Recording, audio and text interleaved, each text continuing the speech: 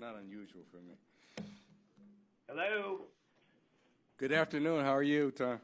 Okay, how are you? Good. Sorry I'm late. That's okay, Judge. We'll get this show on the road. So we'll call the meeting to order. You want to call the roll, Janine? For the March 14th meeting of the Charter Review Commission, Judge Adrian, Here. Diane Downing, here. The Honorable Drucker, Here.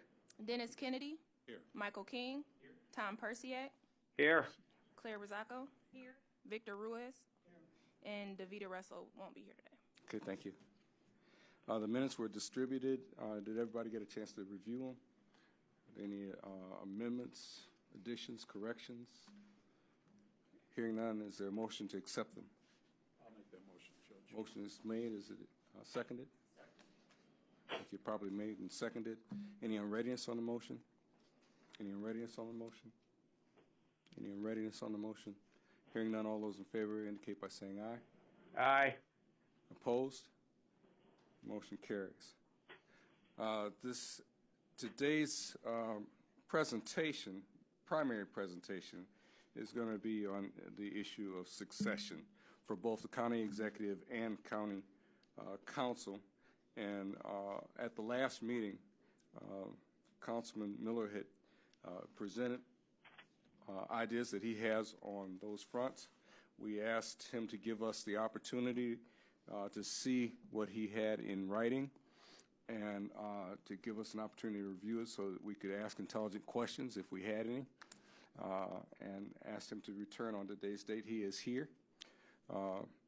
Councilman?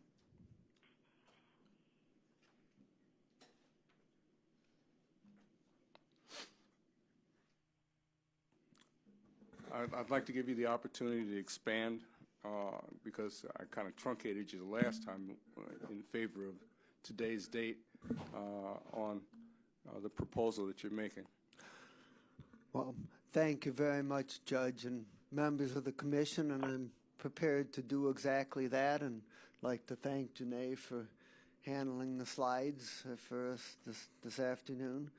And first, I'd like to say that these ideas are the result of a lot of experience, a lot of discussion, a lot of research, but they reflect my thinking only and not necessarily anybody else's. I just want to make that clear from the outset. If you could go to the next slide, please. And we're going to start by talking about the current language that's in the charter on executive and council succession. And as far as executive succession is concerned, it says that in the event of a vacancy, the council president shall succeed on an interim basis. And then it says that if the vacancy is in the first or second year, the interim succession will be until the next county-wide general election, at which the position will be filled for the remainder of the term. And if the vacancy is in the third or fourth year, then the interim succession is for the remainder of the term.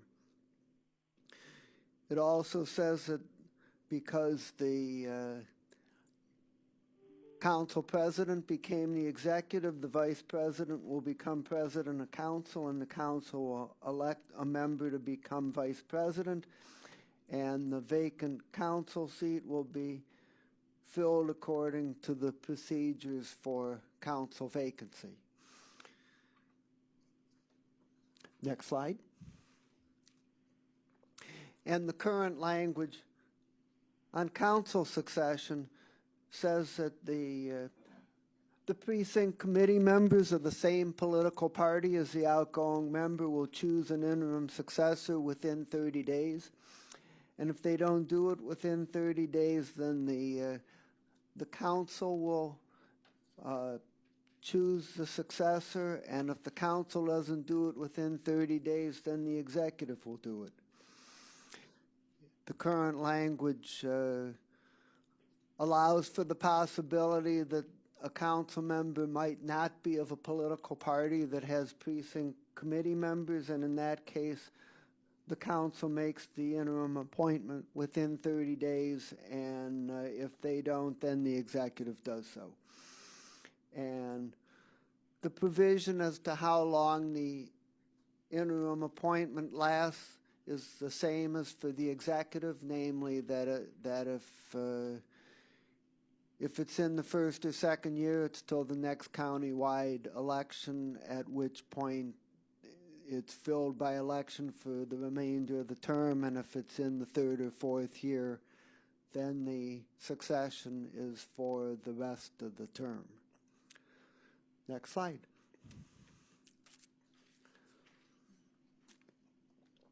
So now I'd like to talk about what the problems are with the current language, and in my opinion, there's very serious deficiencies, both on a basic conceptual level and also on a technical level.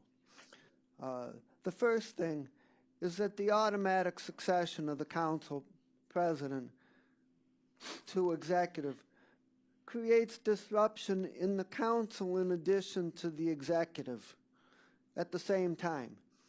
And it neglects the fact that the roles of the executive and the council president are very different. The problem is compounded by charter language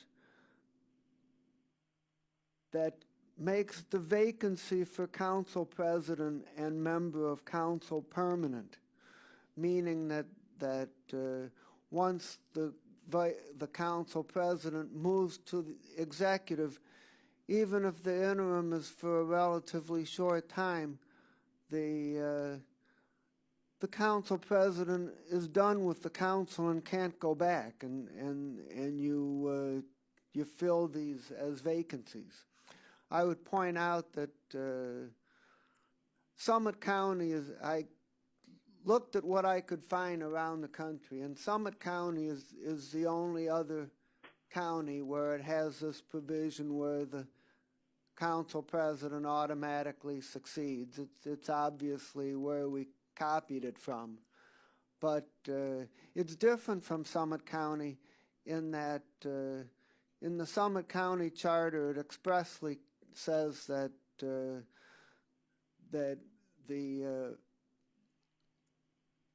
president of council moving to the executive doesn't create a vacancy in those positions, and so the intention is that the president of council will do the interim succession and then move back to the council. That's how Summit County envisions it, but we don't. Second point is the current executive and council succession language relies heavily on appointments, creating the prospect that over time, a high percentage of officers will have started by appointment, as is already the case in the Ohio General Assembly. This weakens the democratic process and creates the possibility of offices essentially being handed down, making it less likely that inherited problems will be corrected. Third, there's no provision relating to temporary disability. And fourth, on the technical side, there's a serious problem with the language that says how long the succession lasts for. If you take that language that says, and again, it's copied from Summit County, and they have the same problem, and they haven't fixed it, and apparently it hasn't been a problem for them so far. But it says that if the vacancy occurs within the first or second year, that you then, at the next county-wide general election, you fill the vacancy for the remainder of the term. Well, if the vacancy occurs in the second year after the filing deadline, well then it's not practical to to hold the election for the next 2 years at that county-wide election because the filing deadline is already passed. When you get to the example of the 2020 election with the primary in March, the filing deadline is actually in December. So you could even have that problem with a vacancy that occurred late in the first year. So that's a technical problem in addition to the substantive problems. Next slide.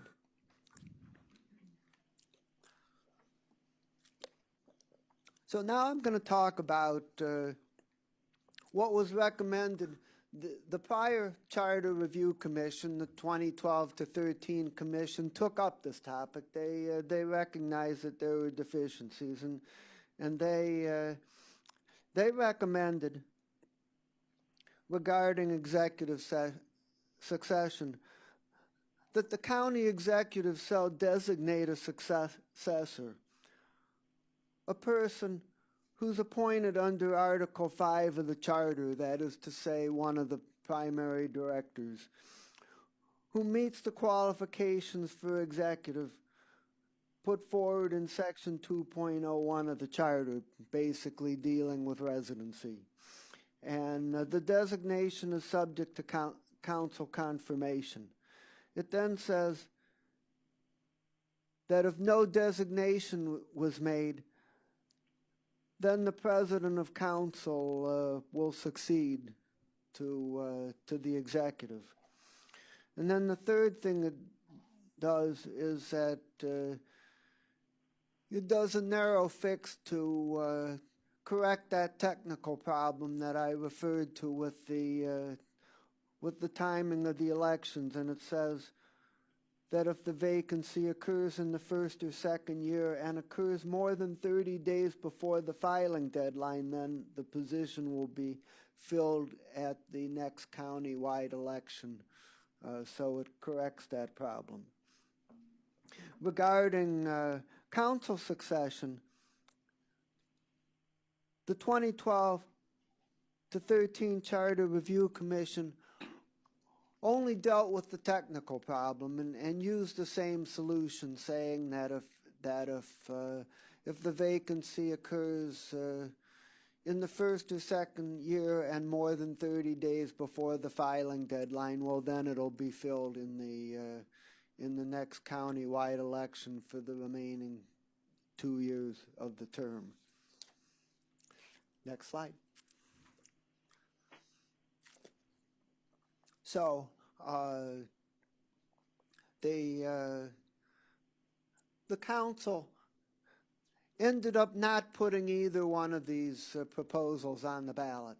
And in the case of executive succession, a variety of alternatives were discussed, and this was a case where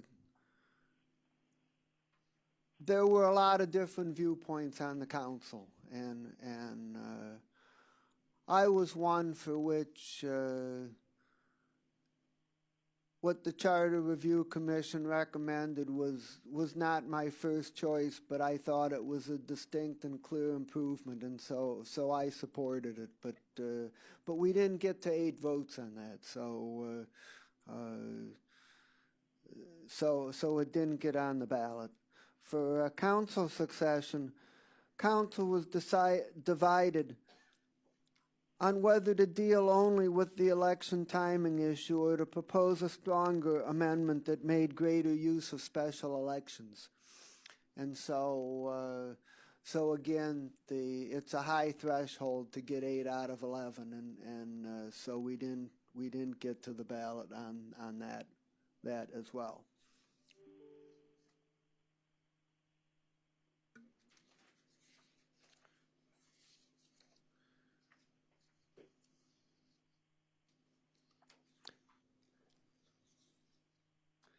Next slide.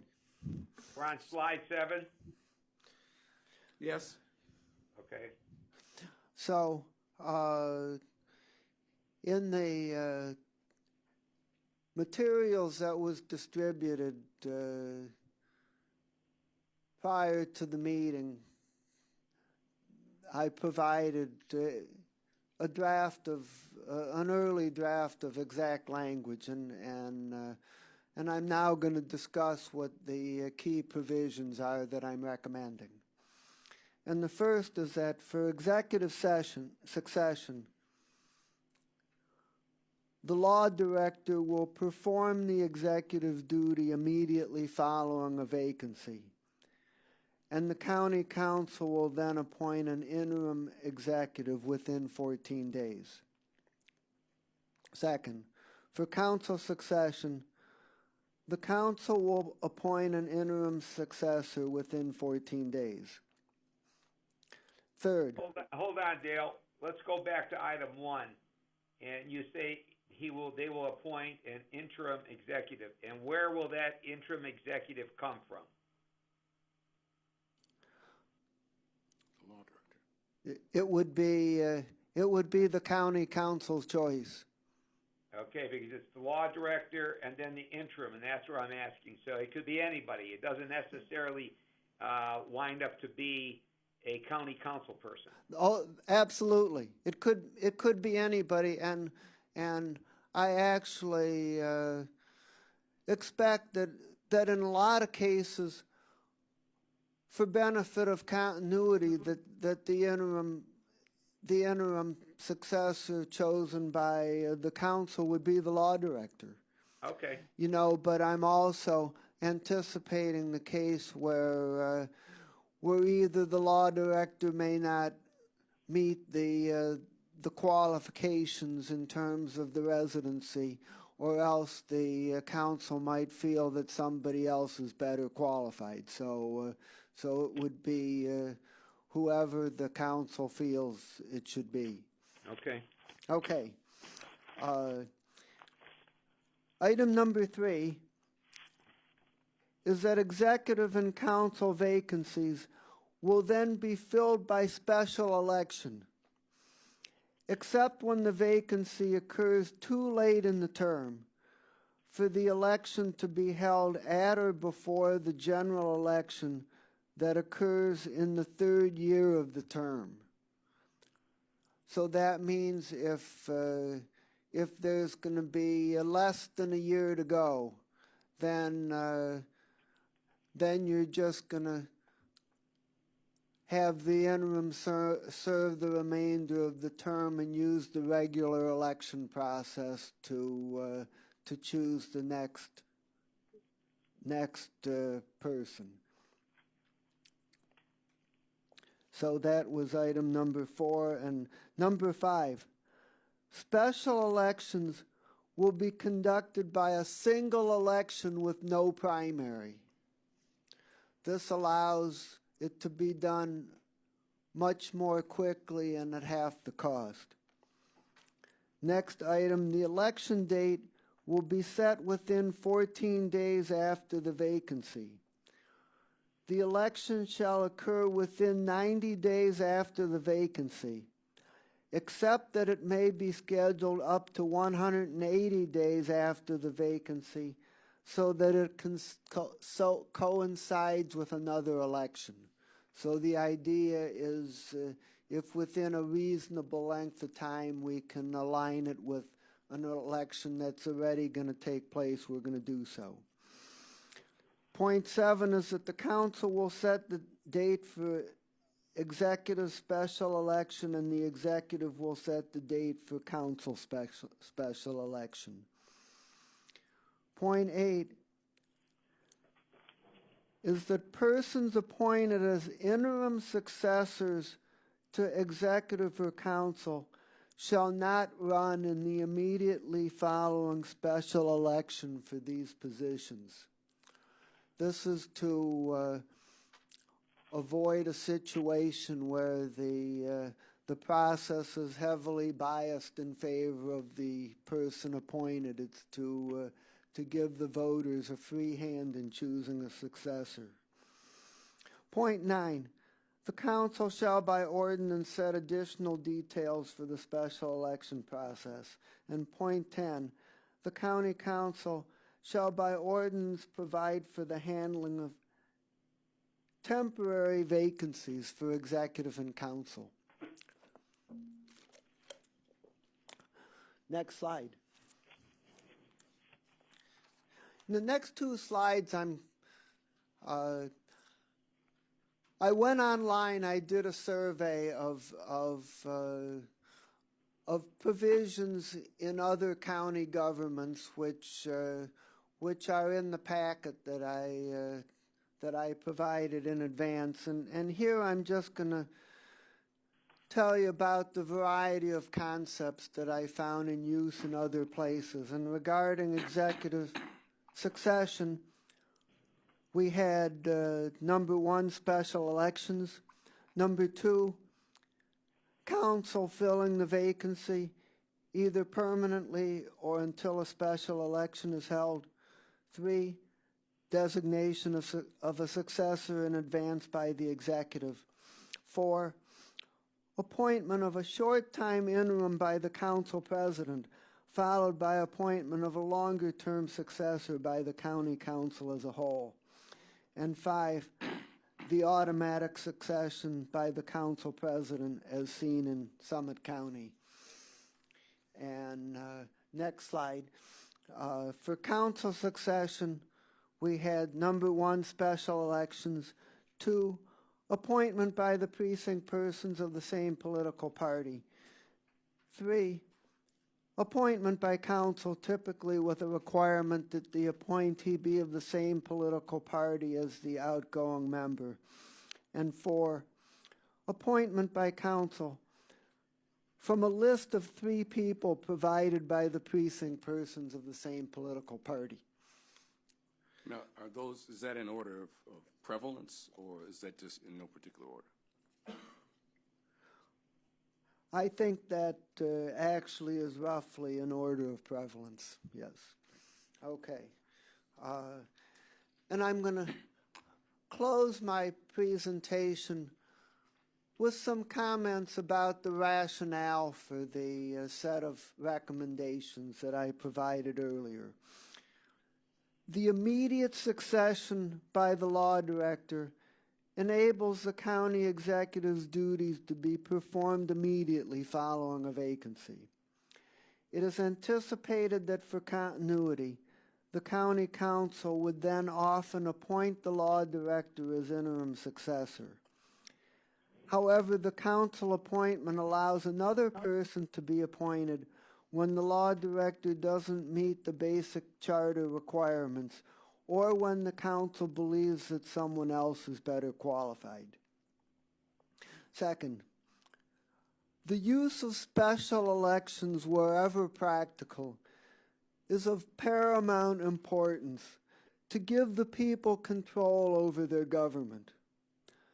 The possibilities for entrenchment, resistance to change, and inability to correct problems that get carried over into successive administrations is just too great when we rely on permanent appointments. 3, to further the democratic process, it is further recommended that the interim successors not run in the ensuing special election to avoid a strong bias in the electoral process toward the interim appointee. To give voters a truly free hand in choosing successors, this provision is recommended, even though I did not find it in place elsewhere. 4, special elections are to be conducted by a single election with no primary. This allows special elections to be completed more quickly at lower cost. Next slide. And next, while nonpartisan elections are not a subject for this Charter Review Commission, public sentiment is trending away from partisan processes. Therefore, This selection proposal is designed to work equally well under a partisan or nonpartisan process for the basic regular elections. In other words, the succession process itself is nonpartisan, but the basic elections can either be partisan or nonpartisan. Next, the proposal cleans up provisions that create impracticalities relating to when vacancies occur in the election cycle. It provides for the special elections except when there's not enough time left in the term for it to be practical. And third, the proposal provides that the council will specify additional details of the special election process to avoid having too many details that might need to be changed in the charter. Examples of such issues include whether to extend the election process so that the election coincides with an election occurring in much but not all of the whole county, and also whether to allow candidates to have their political party listed on the ballot in the special election. And finally, the proposal requires the county council to provide by ordinance how to deal with temporary vacancies such as from serious illness or temporary disability. So this concludes my presentation. I appreciate very much the opportunity to put these ideas forward. I tried my best to deal with the basic topics that you requested, namely the current language, the deficiencies in the current language, what the previous charter commission did, what's being recommended and why it's being recommended. That's basically what I tried to do. So with that, I'll open it up to any questions that you may have. I appreciate all of your due diligence and the time and effort that you've put forth to give us this guidance, and can tell you that I found it to be very thorough, and I could tell you put a lot of thought into constructing this, not to mention a lot of research in what's out there in order to give us some idea as to what our options were, and so I appreciate that. The floor is open for questions from, yes? So just to understand the process then. So right now, in the event of a vacancy, council president succeeds. And Yes, who automatically. is the council president? Council or the executive? Oh, the council president is chosen once every 2 years on the first day of January following the elections. The 11 members of council vote on who they want to be the council president for the next 2 years. And then that's the same for vice president as well? Same for vice president. Okay. So, and then is there something where the president, if the council president were to succeed, then would they have the option to decline that and say, I want to stay council president, and it automatically goes to vice president? The charter contains no such language. I think that's one of the deficiencies in the current language, because you may have someone that says yes, I definitely have the right qualities to be a real good legislator and council president, but I'm not the right person to be the county executive.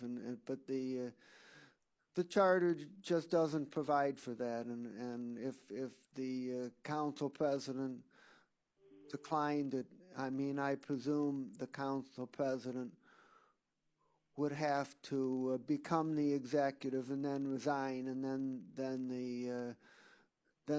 the vice president, who would become president of council, would become the county executive. But it is a problem. And that I agree with a lot of, and just from a city's point of view, in our charter at Solon, it would be the vice mayor would automatically secede if if the mayor stepped down, but has the option to decline that. So then it would go to the alternate vice mayor. They have the option to decline that, and if they do, then council votes on one of the remaining members of council. So it opens, if anything has changed, we may want to think about even adding some language if we don't use your recommendations. We keep it the way it is, but I think there needs to be built on so it's not mandated, because as council president, then you are potentially giving up a seat that you may not want to give up. You may want to stay where you're at. You like serving on council, and that's all you want to do, as you stated. The thing I like about the 2-year limits, where if somebody were to resign in the first or second year, to me that opens it up for a full election. The thing that makes I was a little nervous when I was reading about appointing in 14 days. To me, that's a very short time to pick a position that could be anybody in the county. For such an important position being the executive of our county, and then ultimately and possibly a law director. And nothing against law directors, but law directors they want to practice law. I don't know if to me, it seems like the recommendation would mandate the law director that you have to take this job then. And then he or she can't run for election. So there's a couple things, I think the time limits, we have to be very careful about that, because these are important decisions, whether it's made up from council or whoever's making the decision. But I think you have to give a certain amount of time, and even with special elections, such a short time to say 90 days, or when people are involved in government, we all watch these things, and we know if somebody's resigning or if a seat's going to be open. But the general we're talking about the public in general for all Cuyahoga County. How are they going to be educated that, hey, the county executive resigned and we're electing a new county executive? That's a short time to really educate the public that this is such an important topic to be voting on. So I think the time limits, I would want to be very careful about. Susan, I agree with you, but I think Dale brings up a good point. Someone's got to run the county government, and I don't have an answer for that. But should something happen to the executive, there has to be somebody at least in an acting role or in some capacity, because whether he's there or she's there or not, the government needs to go on. So I mean, I don't have an answer for that. But at the same time, Tom, if council's electing a council president, obviously that somebody on council is willing to accept that nomination to be considered. They also know right now that they would be mandated in the case that the county executive stepped down. They have to take that. They have to assume that role. So right now there is something in place. Yes. I would like to see it go a little deeper than that, but I do think because you're right, you have to have somebody start to run the county. But as far as when we're getting into elections and everything, you're talking about everybody in Cuyahoga County voting on this position. This isn't just a party election or what have you, or an appointment that way. So if we're talking about elections, I think it's only fair that the public is made aware and given time to understand an important issue that, hey, you're voting for a county executive. It's in the middle of the year, but this is why whatever reason why it happened. So I would bring to your attention that special elections held within 90 days were clearly prevalent in the survey of other locations. Although it's up to our decision, and certainly a case could be made for a little longer, and so I would be open to whatever the Charter Review Commission decides.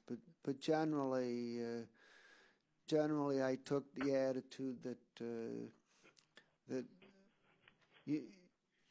my basic focus is that I wanted interim appointments to be as interim and short as possible, and that people who had the legitimacy of being elected by the voters to be chosen as quickly as is practical, and so that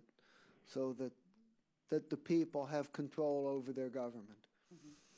The other thing that I would say in terms of context is that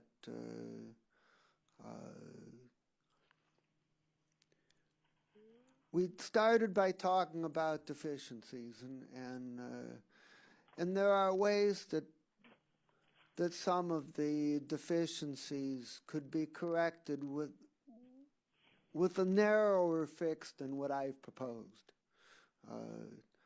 But I would say that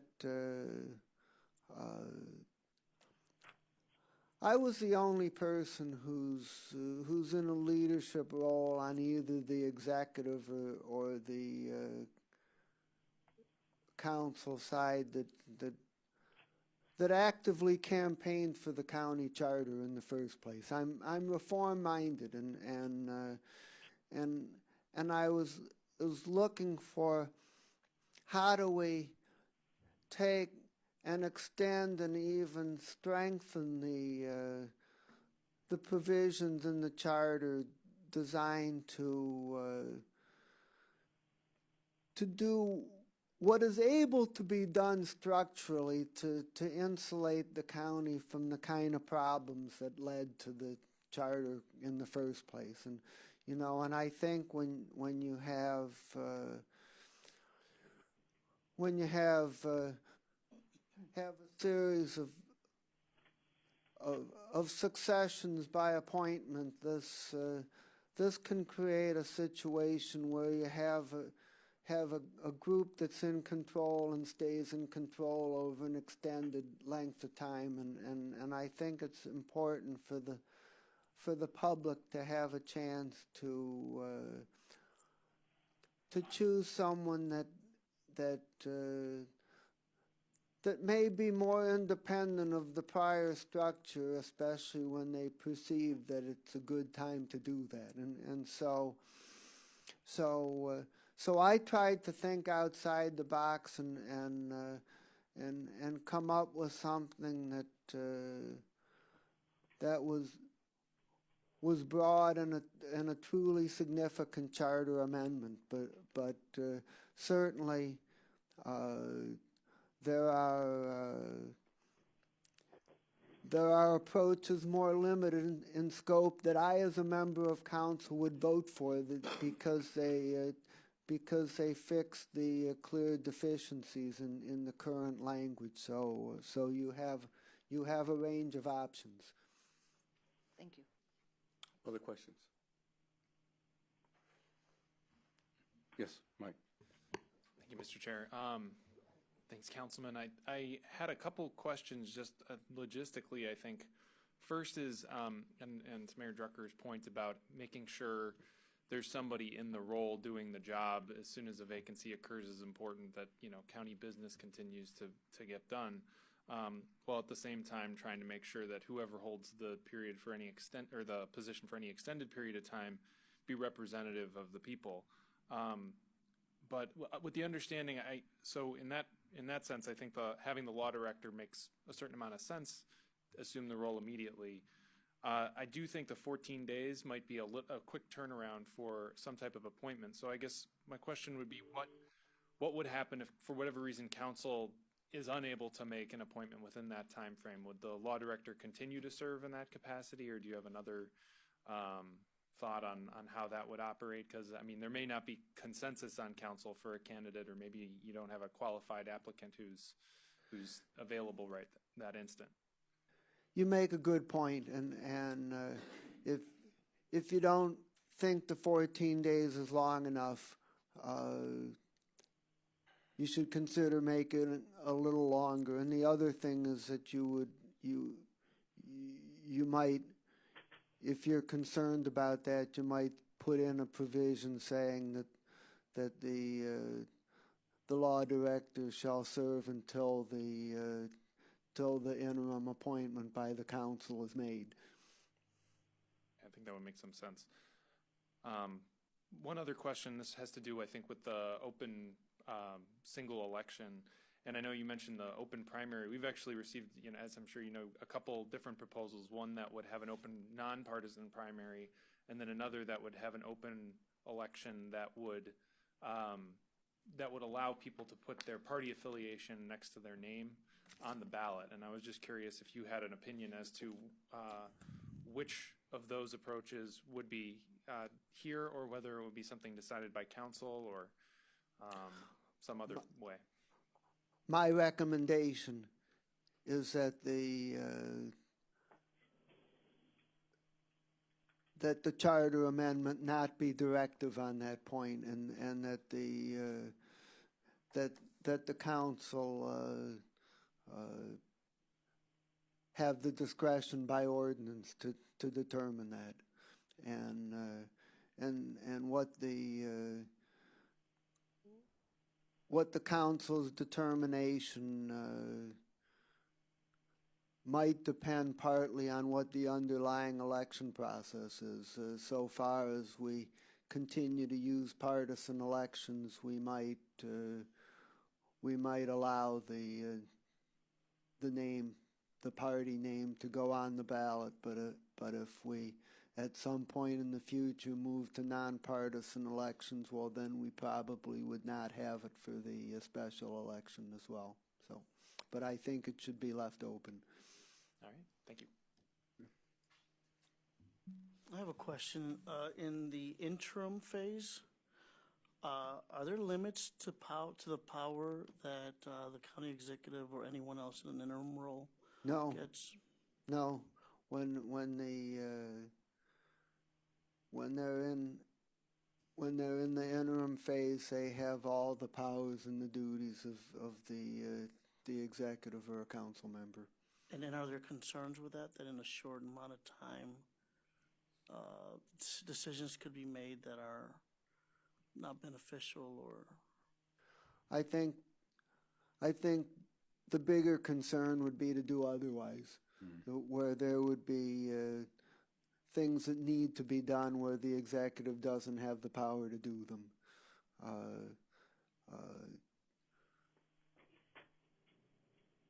Most long-lasting decisions would require the approval of council, and if council felt that the interim executive was taking us in a direction not for the good of the long-term benefit of the county, they could either refuse to approve or they could delay making a decision until the permanent successor takes over and they can discuss it with them. Other questions? Yes. Mr. Miller, just a couple quick ones on and these are maybe more legalese, but if related to the appointment within 14 days, would that be by ordinance or would that just be a simple vote? For the council? Yeah. It would be a resolution. So would it require, because it was under emergency, would it be a supermajority or just a simple majority, or how would that work?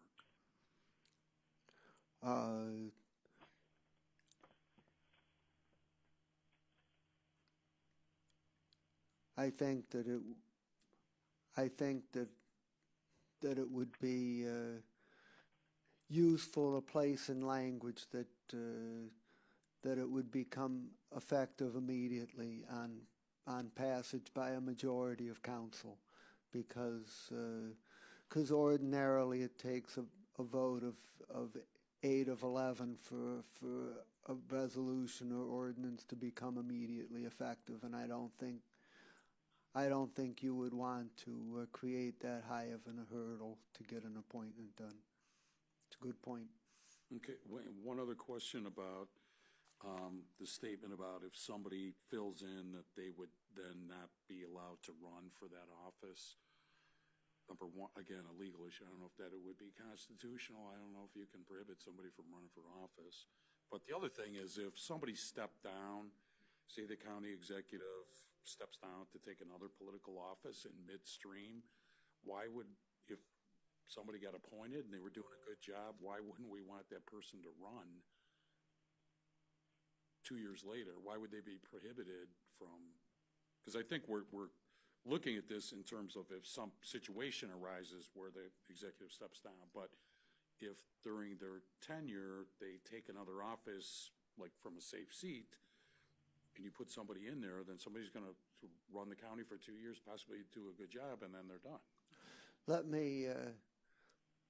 me clarify that the way it's written, the person would not be precluded from running in the next general election at which a person is selected to fill a full term.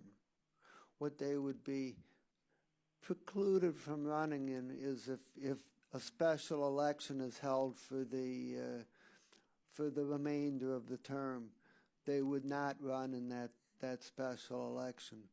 So it, in a practical standpoint, this is a matter of when you choose your interim. You're not going to choose somebody that wants to run. You know, I mean, everybody. This would be in the charter. It would be clear for everybody to see. And if someone was seriously interested in running the election, well, then they would say, "I'm not going to do the interim because I want to run in the election." You know, I've always kind of bristled a little bit about term limits because to me it's like telling the electorate, you know, stop me before I vote again. You know, I mean, the bottom line being that it's up to the people to make a decision as to who they want. There used to be, you know, some benefit to incumbency, and there certainly still is in some quarters. But it seems to me that incumbency is getting to be a dirty word in the general public to a certain degree. And I don't know that if you have somebody who's actually doing the job and doing the job well, that it makes a lot of sense to preclude them from being able to go forward after they've established that they can get it done. I understand your concern, but on balance, I really think that it should be a decision that's left to the people. And Judge, I agree with that. Okay. I have one pragmatic question I would put to you. Since the last commission made its report, there have been a significant number of changes in the personnel of the county council. So looking at the group of people who are currently there, do you have a feel for what their feel might be as it relates to the kind of changes that you're talking about?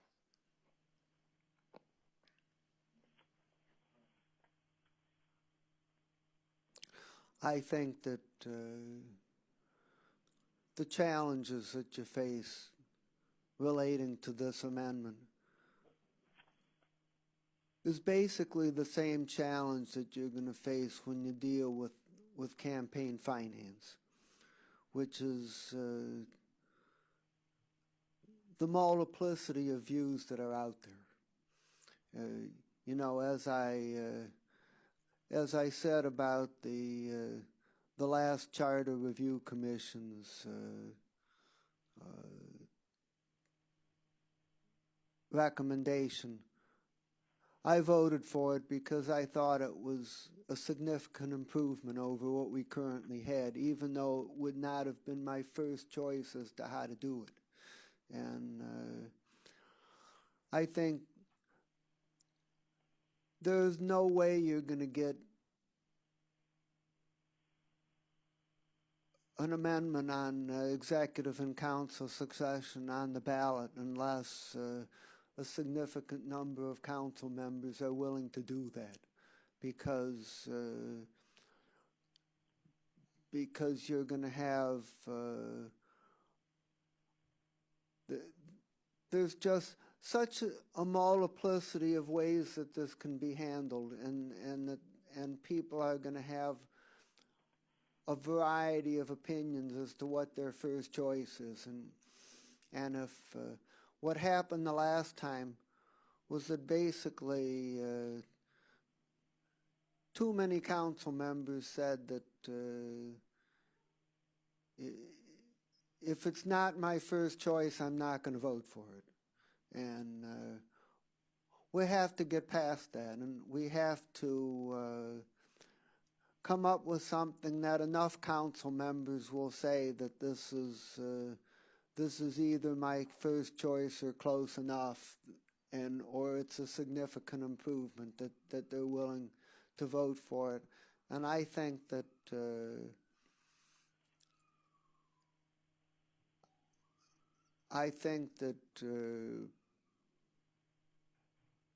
whatever you come up with on executive and council succession, it's going to be a challenge to get to 8, just because of the variety of views that are out there. The thing that I would pledge is to do the same thing that I did the last time, which is to actively advocate for an amendment that has the support of this commission that I believe is a significant improvement, whether or not it's my first choice. Let me ask you two additional questions then. The first is, since I'm really not into engaging in nugatory acts, it makes sense to me to put something forward that has a high probability of passing. And if you're telling me that if we were to adopt what you have presented to us, that there's a high probability that we wouldn't be able to get to 8, then that suggests that we should tinker rather than to use a broad stroke. Or the converse of that is that because of the fact that it may be the right thing to do, that we put forward a proposal that encompasses, what ought to be done, and again, council votes it down. I would prefer to have some movement. My dad always used to tell me that progress is measured in inches, not feet. And so if, in fact, we got some movement on this, maybe on another date there'd be an opportunity to get something else the next time. But, next time this charter review is quite a ways down the line. So from your perspective, I guess the question behind all of that dictum is, do you perceive that there are certain parts of this that are more contentious than others? And if so, could you, mark those for us so that we know going in where we're likely to have significant pushback?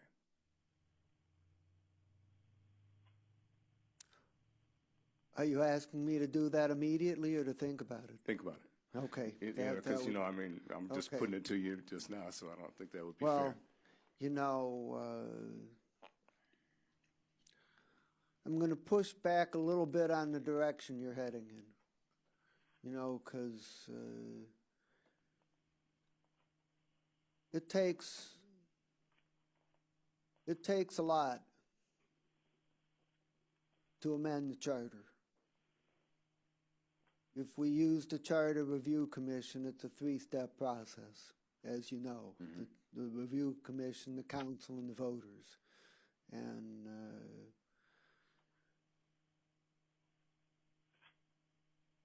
I think if you're going to do it, it should be a good one.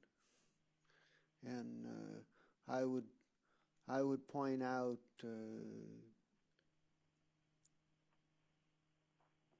the one we did on the Board of Revision that came out of the last Charter Review Commission. And that amendment had a lot of provisions, and there were a lot of options, and there were a lot of ways it could be done. But we didn't, there were serious deficiencies with the original language. We didn't tinker around the edges and do the minimum on that amendment. We did a really good amendment that I and the council is proud of, and that has stood the test of time, and that has improved the effectiveness of that operation, at the same time saving the county a good deal of money. Let me help you with this one. I'm not taking a point of view one way or another. All I'm saying is that, you know, I would appreciate any guidance that we get as it relates to where we're likely to run into roadblocks. I want you to have the best product coming out of us that you possibly can have be placed in front of the council, something that will pass. And if you tell me that there are certain things that, if they're included in the proposal, are going to designate this as DOA, then I need to know what those are, okay? Otherwise, if there are things that you think you can get to 8 on with a little bit of lobbying or a little bit of smoothing or whatever it takes to do that, then certainly I think that's what it is. I just don't want us to let great get in the way of good. Well, I understand that, and keep in mind that the council is not required to put what you recommend on the ballot in the exact same form. You know, if you recommend something, and if there's one thing that's a stumbling block, we can remove it and put it on the ballot in the form that gets to 8. So Understood. yeah, and we in fact did that in the last round successfully, so that the majority of the amendments submitted by the last review commission in some fashion made the ballot and were approved. Okay. Yes. Councilman Miller, you stated you had concern about the filing deadline. What was that again? You were saying if an appointment was made, or there was some concern you had with the Yeah, timeline. the way the current language reads, it says, if a vacancy occurs in the first or second year of the term,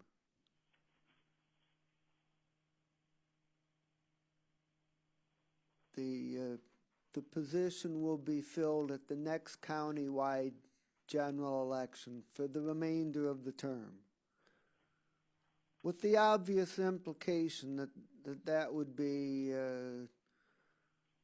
the November election in the second year, and then the person elected would serve the last 2 years of the term. But suppose for an example that there's, well, suppose I quit today. You know, I'm in the second year of my term that runs from 2017 to 2020. The filing deadline was last month, and the charter doesn't provide for alternative means of filing and alternative scheduling or anything like that, and so even though the charter language implies that there would be an election in November of 2018 to fill the last 2 years of my term in 2019 and 2020, it's actually impractical to do that because the filing deadline is passed. And so that's the problem that I'm referring to. That's something that I think we might need to look into at the Board of Elections as well, because again, we had that situation in Solon and the Board of Elections extended another deadline that's not in our charter or anything. The Board of Elections extended it, and we had candidates then, they had to go get their petition signed, and they could be on the ballot. So that might be another thing we need to look at with the Board of Elections. And I can't remember the dates and everything exactly, but I remember it was past the filing deadline, and I just want to see if that would apply to a situation that you're, because if it doesn't, then that's a great concern, and I think that should be addressed. But that was imposed on us by the Board of Elections, it wasn't in our charter. Well, there's a fairly narrow range of dates in which that could work. But suppose that instead of quitting today, that I quit on May 9th, the day after the primary, when the primary is already over. Well, then what do you do? I mean, I don't think the Board of Elections is gonna set up a separate primary. The charter doesn't provide for it. It doesn't provide for having just a single election, as I recommended in my amendment. You're kind of stuck, and so. And again, that was similar to our situation, and that's why in November, instead of 2 candidates, 3 ended up filing. So that's why I think we need to check with the Board of Elections of what are those parameters, and does it apply to county as well? Because like I said, if not, then I think we should address that if we have the opportunity in the charter this time. Tom, you have anything? No, I do not. Okay. Are there any other questions? Again, thank you so much for all of your hard work on this, and we're going to try to do our own hard work to bring you a good product. Okay, thank you. Mm-hmm. Thank you. Since we have the current occupant of the chair, the county exec, president of today's date, I was wondering whether or not you had any thoughts on this issue. Well, I've got thoughts.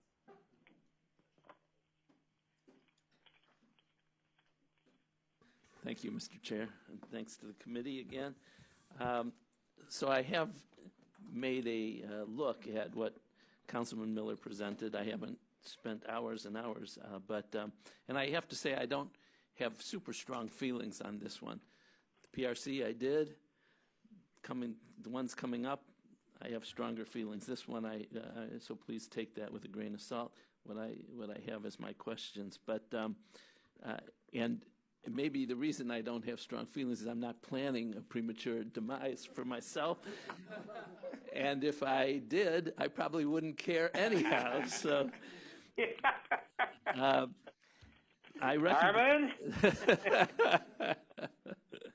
recognize the concerns that Councilman Miller has raised with the current language, and I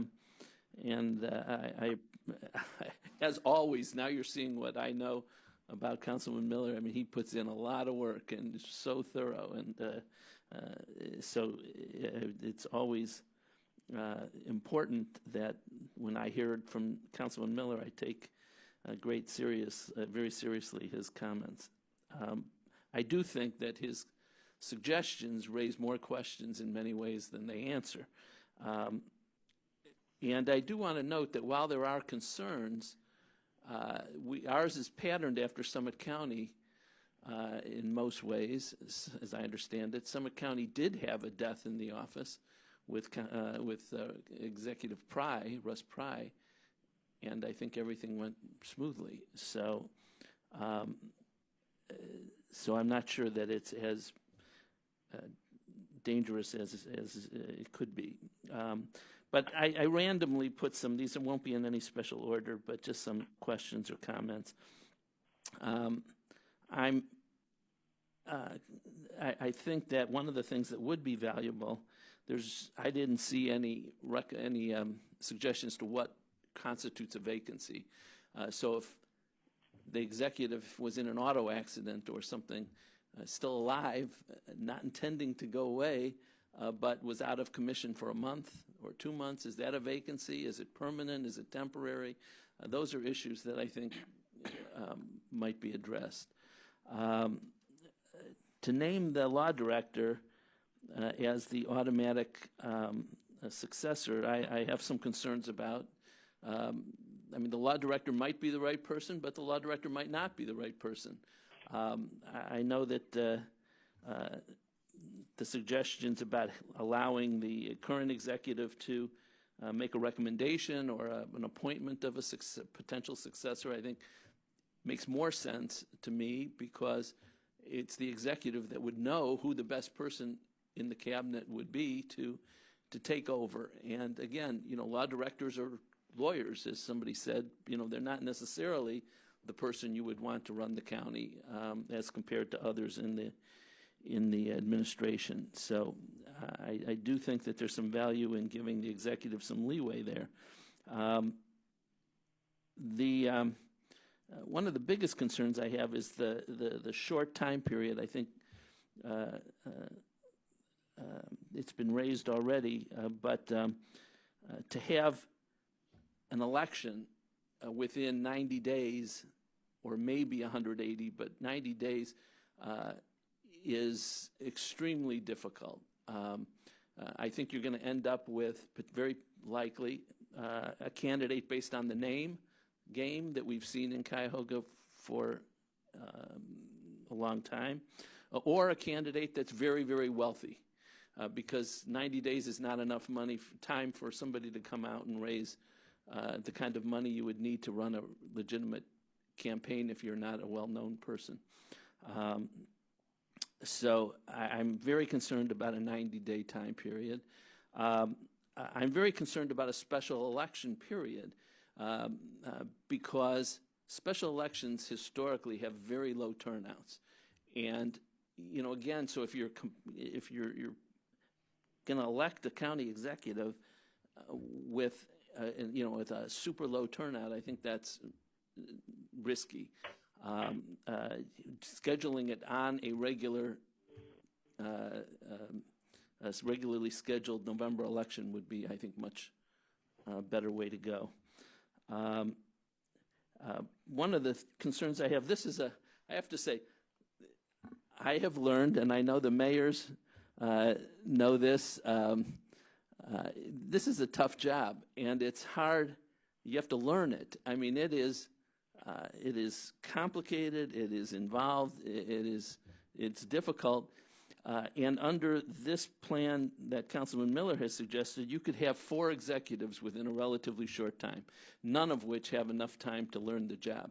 You start out with the soon-to-be deceased executive, then you have the law director, then you have the council appointment, then you have an election. You've got 4 different potentially executives within a relatively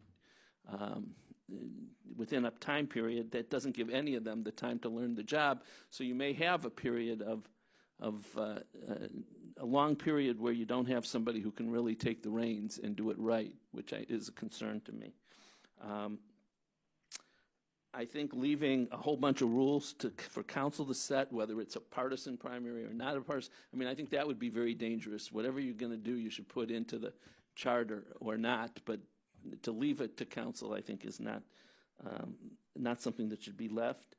I liked Councilman Miller had found in some place a statement, I think it was Summit County, where they said that if there is an appointment of a council president that is not a permanent vacancy, that way the person could go back to his prior or her prior office. That to me makes sense. So I think those were some of my biggest concerns or questions about the proposal. Just take a look here and see if I missed anything, because I just jotted them as I went.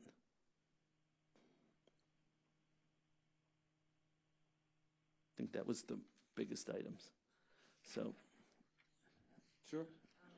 What do you think, County Executive, about an interim not being able to run? Oh, that's part of my 4 executive problem. I mean, I think that would be a concern. again, you've got a situation where you've got people then who are running the government that are not going to have that opportunity to learn the job and serve appropriately. So I think that would be a concern to me. Ask me the question again, though. It spurred another thought that I had forgotten to say. Your thoughts on the person who takes the interim not being able to run for the permanent position? Yeah, I mean, I guess. Yeah, I can't now. I can't remember. I was going to answer something. I was going to say something else, but I would be concerned about that. I have a question. I should know this, but is there an election every November? There is an election every November, but not countywide. So you would want this to be run on a countywide year, because otherwise you're giving a preference to. I mean, if it's an off year, then you've got municipal elections. So a county executive candidate from Cleveland would have a clear advantage over others. So you'd probably want it on either on the presidential year or the gubernatorial year, I understand. Okay. which is the way they are now. All the That's correct. Okay. Any other questions for the exec? Okay, Thank you for your input. thank you. And I do think Dale Miller does a great job. Any other discussion on this topic at this point? I guess the last time we met, it was kind of clear cut. Yeah. It was pretty much laid out for us. This one, I guess, This is going what to would be require our a next? process. Yeah, I guess I'd like to know what would our next steps be, because this definitely seems like a complicated issue. So just so I have an understanding that what are we expected to do or look up, or just what our next steps are on this issue. Yeah.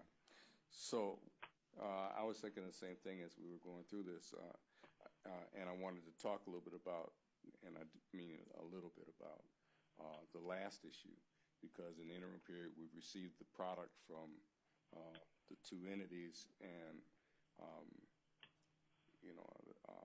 that would have been what we would have done was refer it to staff anyhow. Now that we have the staff product there, I think we have something that's kind of a turnkey that we can just deal with. That one is clear cut. With regard to this one, I think that we have two ways to go.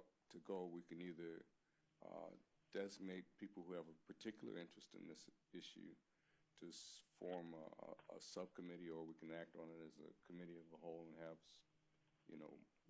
one or more additional meetings and bring in staff to help us craft, a proposal, or to decide that it's not something we want to do. Either way, we need to drill down into this to make a determination as to what we think is the best way to go. And I don't have a preference one way or the other as to direction, and am willing to entertain any suggestions from the rest of the commission about what you think would be our best way. I have a coin in my pocket.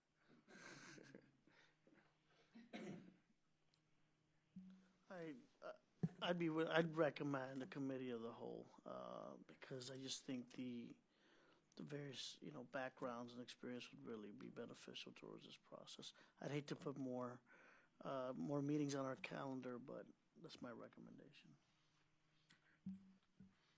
Any strong objection to that? Tom?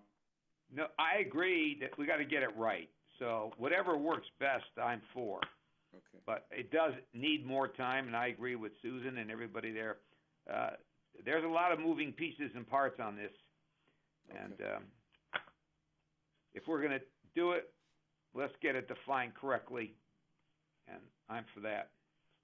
Okay. So we can set up another occasion for us to sit down and work on this. And in the interim period, I'll have some conversation with staff to see if we can kind of refine the issues, so we know we'll break it down into bite-sized chunks, maybe, as the way to go forward. And we'll find a date when we can do that. And then depending on what happens at that, we may have to do it again. We'll just have to see how it works. How much time do you think that it would be appropriate for us to devote to the next meeting? Did somebody say 10 hours? Yeah. For this, not the next commission meeting. 2? I would say 2 hours is probably appropriate. Okay. And Mr. Chair, if it's okay, maybe what we can do is talk about sort of the major concepts, maybe come up with a general idea of how the commission thinks the succession process will work, and then, you know, Dennis and I as county staff can work with the law department to try and come up with a working draft after that, and then we'll revisit it as needed. Okay. Gentlemen and ladies, I have to sign off. I have to be at another meeting in another 3 minutes, so please forgive me. Okay. Okay, thank you. You're forgiven. Thank you so much. Have a good night, everyone. Okay, you too.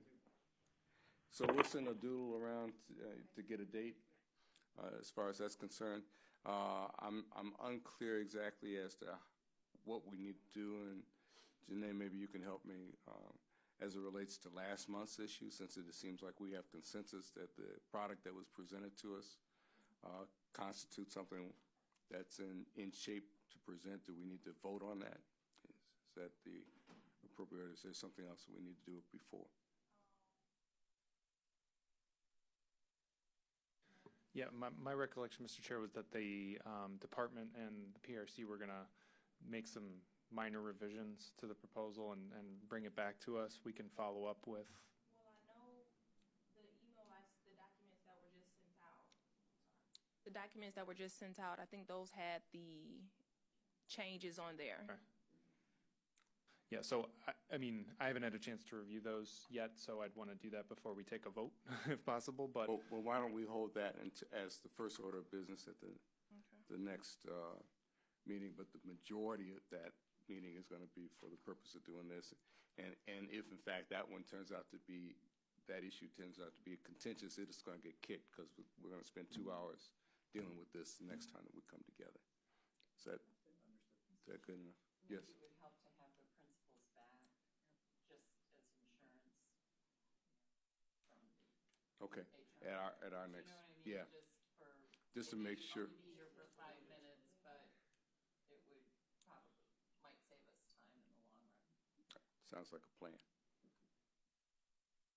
So the next meeting that's scheduled is April 4th, which is scheduled to be for campaign finance. This would be an interim between now and then. Right, so the interim meeting will be to dig deeper into today's topic, as well as at the beginning, talk about the HR and PRC. Right. Okay.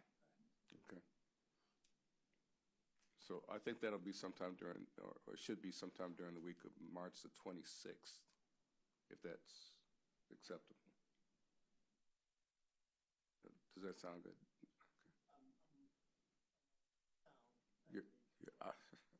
Then the other option is next week. Next week, I'm out of town. I think we have a lot of spring breaks coming up with everyone's kids. Yeah. Are you going to be someplace where you are on vacation? Okay. Well, if you can call in, let's get a doodle together and see what we can do. If you're going to be someplace where you can call in for a couple hours, that'd be great. Okay. Okay. Any further discussion? Public input? Nope, we don't have any. Okay. We've got our next dates together, and the next session will be on campaign finance. Is there any other new business? Any other old business? Is there a motion to adjourn? Properly moved and seconded that we adjourn. We stand adjourned. Thank you.